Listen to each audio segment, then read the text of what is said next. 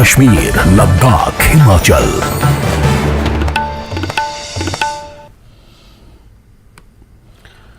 Break के बाद फिर आपको स्वागत है। इमाम जमा एजुकेशनल सेंटर लश्कर कारगिल ने हज़रत फातिमा ज़हरा का यौम विलादत मनाया। इस मौके पर शेख मुर्तज़ा अंसारी ने एक मजहबी इज्तिमा से खिताब किया। बड़ी संख्या में लोग मौजूद थे। इस दौरान हज़रत फातिमा की सीरत पर रोशनी डाली गई और उन्हें तमाम ख़वातीन के लिए मॉडल करार दिया गया और तमाम लोगों को उनके रास्ते पर चलना चाहिए, इस तरह की वहाँ पर नसीहतें की गई। अंसारी ने लोगों से इस्लामी तालीमात पर अमल करने और मुत्तहिद होने की तलकीन की। इस अवसर पर खुसूसी दुआओं का भी आयोजन किया गया। अमन, तरक्की, खुशहाली और भाईचारे के लिए दुआ की गई।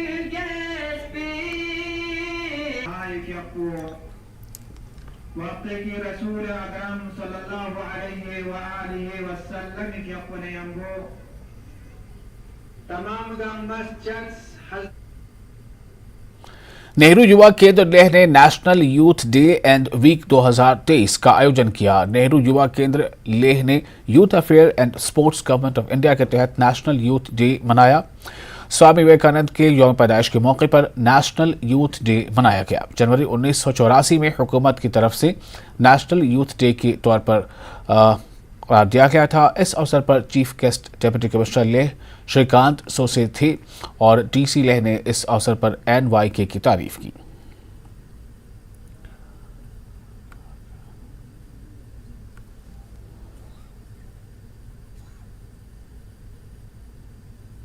I will channelize my energy and talent towards the development of my nation.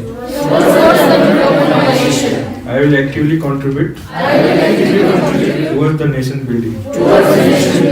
I will work towards innovative methods for inclusive solution for my fellow citizens. I pledge to continue my efforts to good thoughts, good words. वहाँ पे जाके लद्दाख को और अगर youth की बात करें तो मैं भी आपकी जैसे ही मतलब ज़्यादा बुरा नहीं है, वो 30, तो इसीलिए बोला मैंने कि आपको एक अभी से एक अपनी एनर्जी है वो पॉजिटिव वे में चैनलाइज, जैसे अभी प्लेज में भी पढ़ा कि हमारी एनर्जी को पॉजिटिव वे में हमें चैनलाइज करना चाहिए। यूथ बोलते हैं कि सारे पूरे ऊर्जावान यूथ बोलते हैं, PM भी हमारे बोलते रहते हैं। तो हमारा कुछ एक पहले से इस जो हमारे जो वैल्यूबल ईयर्स होते हैं यूथ, जब हम अपने इस पीरियड में आते हैं तो इसको एक अच्छी तरह से प्रोडक्टिव वे में यूज़ करने का एक प्लान हमारे तक पास होना चाहिए। आप लोगों को बोलेगा, कुछ लोग अभी कॉलेज के हो गए, हायर सेकेंडरी भी कुछ लोग में स्वागत करते हैं और आप सभी पत्रकार बंधुओं का हार्दिक स्वागत है। माननीय मुख्यमंत्री जी, और इस वक्त आप देख सकते हैं ये हिमाचल प्रदेश के मुख्यमंत्री सुखविंदर सिंह सुक्खू अब से कुछ देर में प्रेस के सवालों का जवाब देंगे, प्रेस से मुखातिब होंगे। और जैसा कि ये है कि कैबिनेट की पहली बैठक आज हुई है और कैबिनेट की पहली बैठक का मतलब ही था कि इंतजार इसी बात को लेकर था कि क्या पहली बैठक के बाद जो फैसले लिए जाएंगे और बताए जाएंगे। चूंकि OPS का वादा था कि कैबिनेट यानी सरकार बनने के बाद पहली कैबिनेट की जो बैठक होगी उस पहली कैबिनेट की बैठक में ही OPS को लेकर फैसला ले लिया जाएगा। तो इंतजार मोटे तौर पर उसी का है कि इस पहली कैबिनेट की जो बैठक आज हो गई है, इस बैठक के बाद क्या कुछ इस बैठक में फैसला लिया गया है, इस बारे में हिमाचल प्रदेश के मुख्यमंत्री सुखविंदर सिंह सुक्खू इस वक्त प्रेस कॉन्फ्रेंस करने वाले हैं और उनके साथ मौजूद हैं मुकेश अग्निहोत्री भी जो डिप्टी CM हैं। तो कैबिनेट के फैसलों की जानकारी मिलनी है। क्या फैसला लिया गया कैबिनेट में, क्या OPS का जो फैसला था का जो वादा था उस पर फैसला लिया गया, क्या कर्मचारियों का OPS के लिए संघर्ष थमा नहीं। 5 नवंबर सन 2022 कांग्रेस प्रतिज्ञा पत्र और क्या और भी जो चुनावी वादे थे जिनके बारे में ये कहा गया था कि पहली ही कैबिनेट की बैठक में इन वादों पर अमल किया जाएगा। जो महिलाओं को एक मॉनेटरी एड देने की का जो वादा था उस पर क्या फैसला लिया गया है, और कई ऐसे जो रोज़गार को लेकर वादा था कि पहली बैठक में ही रोज़गार के बारे में भी एक अहम फैसला लिया जाएगा। तो रोज़गार है, महिलाओं को एड, फाइनेंशियल एड की बात है, और जो ओपीएस यानी ओल्ड पेंशन स्कीम का जो वादा था। ऐसी और कई मुद्दे हैं। तो ये ज़रूर है कि चुनाव संपन्न हुए 2022 में, सरकार बनी 2022 में, लेकिन जो कैबिनेट का गठन हुआ वो हुआ 2023 में। हालांकि इससे पहले ही जब पहली बार शपथ ग्रहण हुआ था तो उसमें मुख्यमंत्री के तौर पर सुखविंदर सिंह सुक्खू और डिप्टी सीएम के तौर पर मुकेश अग्निहोत्री ने शपथ ले ली थी, लेकिन जो बाज़ाब्ता जो कैबिनेट है उसका गठन 2023 में हुआ है। और अब वो समय आ गया है कि पहली कैबिनेट के बाद, बैठक के बाद के फैसलों को सीएम के ज़ुबान से सुना जाए।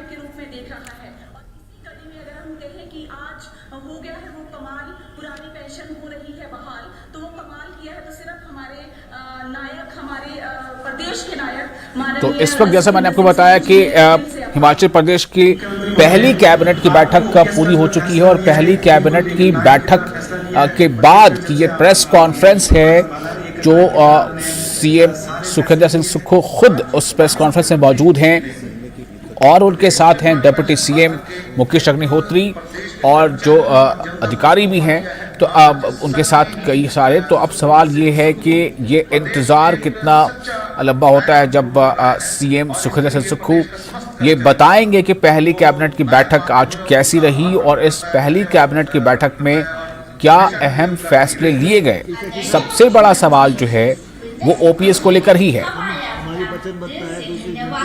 तो लगातार आप देख सकते हैं आपस में सलाह मशवरा यहाँ पर प्रेस कॉन्फ्रेंस एंड प्रेस से मुखातिब होने से पहले जो है सीएम और डिप्टी सीएम आपस में कुछ बातचीत कर रहे हैं, और उनके साथ जो अधिकारी हैं वो भी उनका साथ दे रहे हैं। तो अब जब वो फैसला क्या लिया गया है कैबिनेट में वो बताएंगे, तो सबसे बड़ा जो सवाल है और जो सबसे ज़्यादा इंतज़ार उसी बात का को लेकर रहेगा कि क्या कैबिनेट की बैठक में ओपीएस को मंजूरी मिल गई है।